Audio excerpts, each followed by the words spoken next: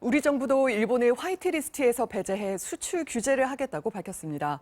관광과 식품에 대한 안전 조치를 강화할 수 있다는 입장도 내놔서 앞으로도 대응 조치가 이어질 걸로 보입니다. 이준희 기자입니다. 일본에 대한 대응은 바로 나왔습니다. 똑같이 일본을 한국의 화이트리스트에서 제외하는 겁니다. 전략물자 1,735개 품목의 수출 절차를 간소화해주고 있는 화이트리스트 대상 국가 29곳 중에서 일본을 빼기로 했습니다.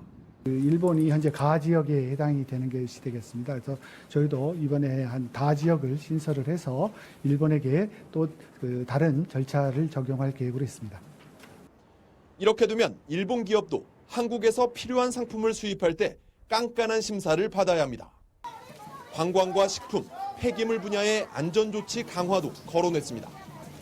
한 해 750만 명에 달하는 한국인의 일본 관광 절차를 강화할 가능성이 있습니다.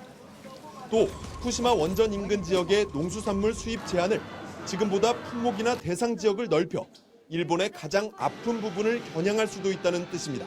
혹시 국민 안전과 관련되는 사안이 있다면 현재로선 저희는 관광, 식품, 폐기물 분야가 우선이라고 관련되는 구체적인 세부 조치 내용이 추가적으로 검토가 돼서 피해 기업에 대한 지원책도 마련했습니다.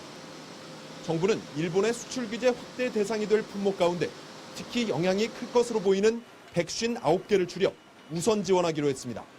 기업이 갖는 애로사항이라든가 또는 그 소재 부품을 조달하는 데 있어서 문제가 있는지 그 문제를 정부가 어떻게 지원해 줄 수 있는지들을 저는 이 150개 품목 중심으로 일본이 아닌 제3국에서 수입할 경우 관세를 깎아주고 대체 공급처를 찾는 조사 비용 부담도 덜어주기로 했습니다.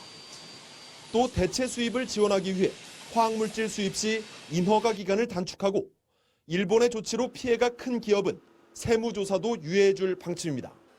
MBC 뉴스 이준입니다.